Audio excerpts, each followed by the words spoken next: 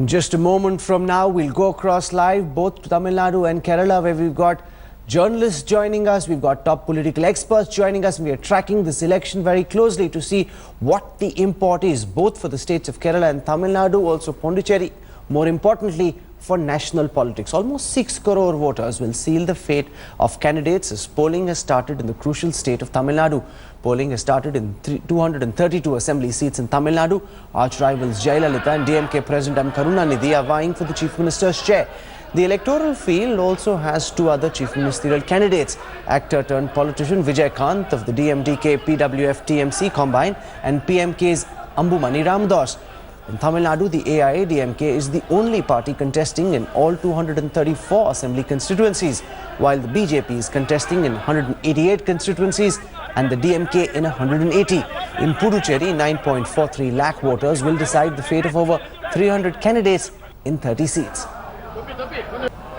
These are images from this morning. You're seeing Rajinikanth, Kamal Hassan, Ajit Kumar all come out to vote. The big Indian political league, and joining us for perspective early this morning is our South India Bureau Chief T.S. Sudhir. Is joining us from a polling station in Chennai. With us also in the studio is N. Srinivasan, one of the foremost political journalists who tracks both Tamil Nadu and Kerala very, very closely. Rajesh Sundaram, my former colleague, also top political journalist, is joining us on this broadcast as well from our Chennai studios. I want to go across first to Sudhir. Sudhir, you're on a polling booth this morning. It's 9:03. Describe to our viewers how the first few hours of polling have been so far. Well, the elections have begun, and as the joke goes in Tamil Nadu, if Rajinikanth has voted, that means the elections are well and truly on. In another 47 minutes from now, exactly at 9:50 is when Chief Minister Jayalalitha will arrive here at the Stella Maris College to cast her vote. That's after the Rahu Kalam, the inauspicious Rahu Kalam will get over. But meanwhile, in other parts of Chennai and other parts of Tamil Nadu, the voting is well and truly on. We will know in a while from the Election Commission how much has been the polling in the first 2 hours. But I want to point your attention to this ad which has been put up by the DMK. What do you want for the next 5 years? An invisible CM or a people CM? An absent government or an accessible government? So in a sense, pointing to the fact that Jayalalitha has been seen as some kind of an absentee CM, someone who is not accessible, someone who does not come out on the streets of Chennai or to other districts of Tamil Nadu except when she goes to Kodnad in the Nilgiris to her estate. So in that sense, that's really been the focus, the emphasis of the DMK campaign, as it were, that here is someone, Stalin of course making a splash with his mass contact program, that someone who is accessible, even a 93-year-old Karunanidhi who is going out and campaigning, but Jayalalitha being seen more of as helicopter campaigner, going only for a campaign and coming back not campaigning the next day. So in that sense, the contrast really being playing out, and this kind of ads which are there in all the dailies in Tamil and in English today across Tamil Nadu, really driving home the point as to what kind of a government, what kind of a party they should actually vote to power for the next 5 years here in Tamil Nadu. That's very interesting there. Jayalalitha being called an absentee CM. Sundaram, is that the sense that you pick up as well?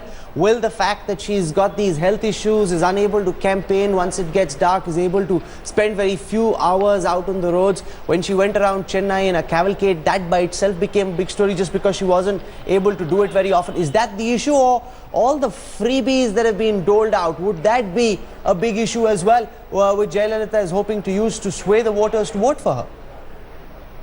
Well, if you look at Jayalalitha, she seems to, her rivals would point out that she's inaccessible, she's got health issues.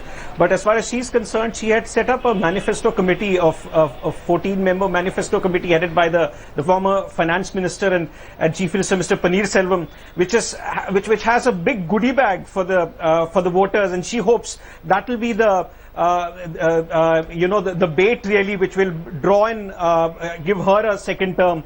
So clearly those are the two perspectives that you have here. Her rivals would have you believe that she's inaccessible, but she thinks she's done her work right, and that the freebies that they've offered in their manifesto will be enough to lure voters in. Okay, let's listen now to what Kamal Hassan and Rajinikanth had to say when they went out to vote this morning. Well, we have done our duty. I hope the others have also done.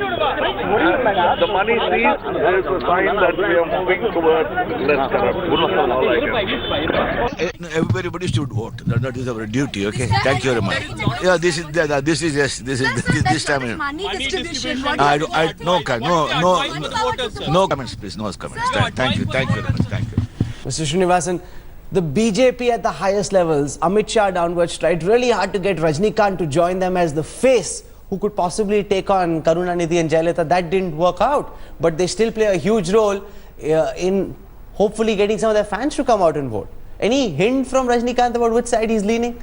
Well, I didn't hear exactly what he said just now, but he hasn't made it clear this time. He's actually kept off, and BJP was hoping that he'll actually come out and do something for them, but he hasn't done that, and he has maintained a steady silence. Now, what is interesting also is that on 2 seats, remember, voting is currently happening only on 232 out of the 234 seats, because on 2 seats, because of the huge amount of cash being doled out, we'll have those images out for you in just a moment. Because of the amount of cash being doled out, voting had to be postponed till the 23rd of May, and this time it's just gone into a whole different planet, from Mangal Sutras to alcohol, and the sheer irony of it all parties promising prohibition but luring voters with alcohol. Yeah, let's deal one by one. First is the issue of cash in vote. This is a trend which has started, actually you might think that it's just new phenomena, but it has started much earlier. In 1962 itself, Annadurai, the DMK's or the Dravidan first CM, he had actually gone around saying that, you know, it's an evil thing, we shouldn't practice. But those days it was just a rupee or two. Now, this turned into a major issue, and this was discovered by probably DMK in 2006 elections, when they experimented and the allegations of large distribution of cash came through. But AIADMK, when later it came to power, she seems to have made it into a fine art. And I am told that this is just a tip of iceberg. Just 100 crores is just a tip of iceberg. And that's what's being caught. We have no idea about how much is being doled out. Exactly. And apparently the whole exercise has started much before the elections, 2-3 months before. So Sudhir, what's the going rate? How much does one voter in Tamil Nadu get? Is there an estimate? Several hundreds of crores have been picked up. But what's the estimate? How much is one voter in Tamil Nadu worth in the build-up to the polls? Well, it also depends on the constituency where you are. If you're in one of those 94 constituencies which the Election Commission has cited as vulnerable, where VIPs are contesting, the going rate could even be 1500 to 2000 rupees. In other seats, it could be anywhere between 500 to 1000 rupees. There are other parties which are giving smaller amounts. So the voter in that sense gets to be wooed by different political parties with different amounts of money. So that's really what is happening in Tamil Nadu. And as this previous speaker was pointing out, it is something which has been happening in Tamil Nadu for a very long time. It's not something new. Of course, in the last 5-6 years, ever since that the Tirumangaram constituency, where MK Aragiri in a sense perfected the craft of wooing voters by bribing them, it has become almost a practice in every Tamil Nadu election. And this election really the entire political system seems to have really gone overboard with bribing voters rather openly, and the whole process did not happen in the last 48 hours, but in the last 1 week, when in fact there were unscheduled power cuts in different parts of the cities and towns in Tamil Nadu, and that would mean somewhere cash is being distributed under the cover of darkness. Sundaram, has there been any academic research to look at whether or not a voter is influenced by the money that he gets? Do these political parties get returns for the bribes that they're giving out, or is it just given out in the hope that maybe it will sway them when it may or may not actually yield the results that the netas want? Well, I think it would be interesting to get into a study on this, but I think at the end of the day, we must agree that the voters in India are smart. You know, they take the money, but they vote for the people that they think, you know, there is, for instance, if you see over the last few elections, they have voted decisively, and they voted for parties that they think would get them the kind of change that they're looking for. But of course, this, like Sudhir was saying, you know, is a phenomenon in this elections. It is mind-boggling, the kind of numbers that are going out. I had done a recent meeting with some of our stringers here across Tamil Nadu, and they told me of similar figures that Sudhir is talking about, that each voter is being given Now, whether that translates into votes for the parties giving that money, we'll have to wait and see. But clearly, I would believe the voters, they in India at least, they have a mind of their own, and they would vote for the kind of issues that they have there. For instance, prohibition has come as one of the major issues. You have these state-owned TASMAC shops that sell alcohol. They have proliferated like anything over the past 4 or 5 years, and that's been a big issue, especially with the women voters who traditionally vote for Jayalalitha in large numbers. So clearly, whether they will be able to persuade people with money and alcohol and gifts before the elections, that's something we'll have to wait and see. But clearly, I think the voters would have made up their mind, and they would vote, I would think, in a very decisive fashion this elections. Mr. Srinivasan, but prohibition seems to be a big problem, because you started off with Gujarat. Bihar has now introduced prohibition. Both political parties in Tamil Nadu, the principal political parties, were speaking about prohibition. It just seems to be a political idea that is permeating the length and breadth of our country. Yeah, but here I must clarify, there are two issues here. One is distributing cash during elections, and second is liquor. It's not as it happens in the north, that liquor is being distributed as a lure to get votes. That's not true. What is happening there is prohibition is an issue because the proliferation of liquor has happened so much that it has become a political issue. Actually, it was first raised by PMK about 10-20 years before. It's not as if it has come out suddenly. It's always but Jayalalitha never really supported it. Jayalalitha for the longest time. Last minute. She did only, when the apparently 15-20 days before. She was the last to join the bandwagon because everybody joined in, even DMK joined in. So she has joined in. She's a latecomer, but she's saying. But this is an idea that's been experimented with in the past unsuccessfully. Now the question is about reintroducing prohibition, but it's the same lot of politicians, most notably Karunanidhi, who've tried with this idea in the past and it didn't succeed. Yeah, there was a prohibition till 67. Karunanidhi removed it. Actually, it's become a cash cow. About 33,000 crores come out of this. So obviously, it's a big revenue generator. So obviously, to fund these kind of welfare programs or populist programs or freebies, you need money. So obviously, they've been using this money to fund that. But Sudhir had a very, very interesting story on the freebie culture of Tamil Nadu. And, as we see these images coming in of various prominent politicians going out and casting their vote, Sudhir, the problem was about freebies making people lazy. You had a whole bunch of industrialists coming out on record and saying that because of this freebie culture which has been proliferating, workers in Tamil Nadu are getting used to just getting stuff for free, and therefore when it came to labor jobs, when it came to actually getting things done in some of the industrial sectors, they had to bring people in from Jharkhand, from Bihar, because the locals were getting too lazy to work.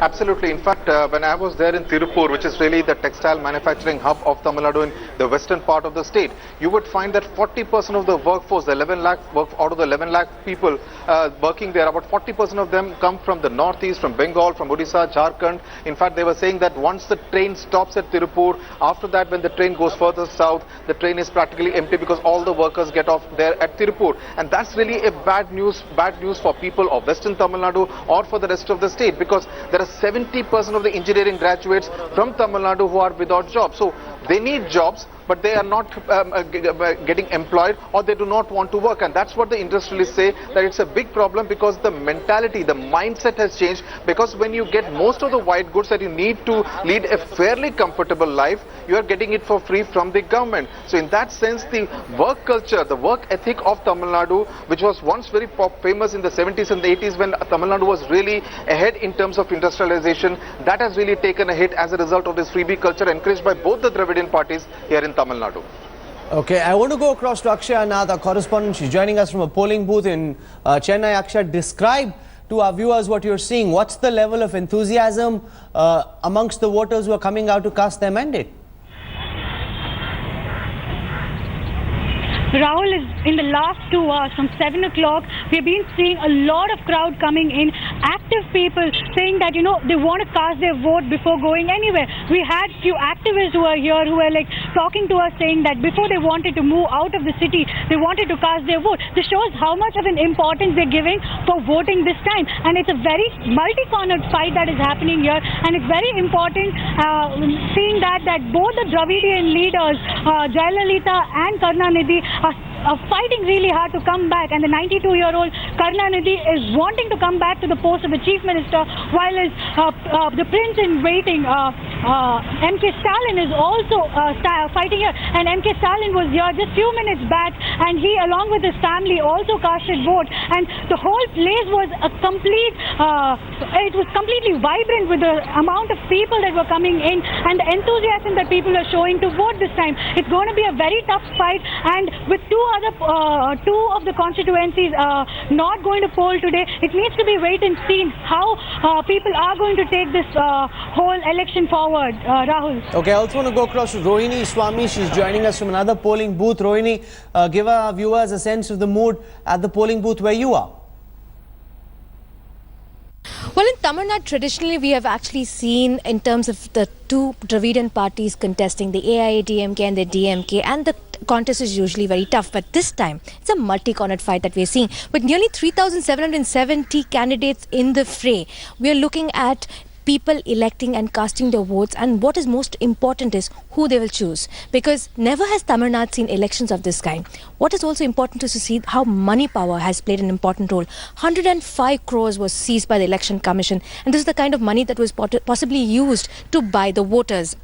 Also, we're looking at when elections taking place in 232 constituencies. Two other constituencies, as Aravakurichi as well as in Thanjavur, the elections have been deferred to the 23rd of May. And this is because the Election Commission had seized close to 4 crores of money with political parties who are trying to distribute it. And that is why we have seen that the elections have been deferred. And apart from that, a truckload of 570 crore of rupees was being transported without the Election Commission's notice. And that also is being looked into and being investigated.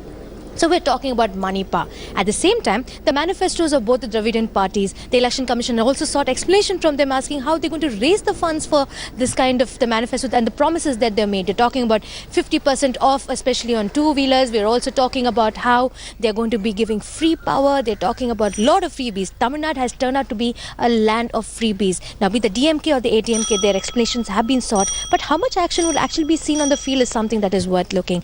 That is why it is being seen that Tamil Nadu especially has turned out to be a battleground for political parties, but also a tough fight, especially when it comes to the money bags. It's just so unfortunate for a state with such real problems, for corruption, for freebies, for alcohol to become the primary issues instead of focusing on the real problems that people face is terribly, terribly unfortunate when it comes to the political discourse. Suman C. Raman is also joining us from Chennai, one of the foremost political analysts there, keeps a very close eye on the political scene. We're slipping into a quick break, though. We'll also, when we come back, be focusing on Kerala, getting a word from our reporters on the ground in Thiruvananthapuram and understanding how the voting there is going. That and more when we come back. On the other side of a very quick break, you're watching India Today.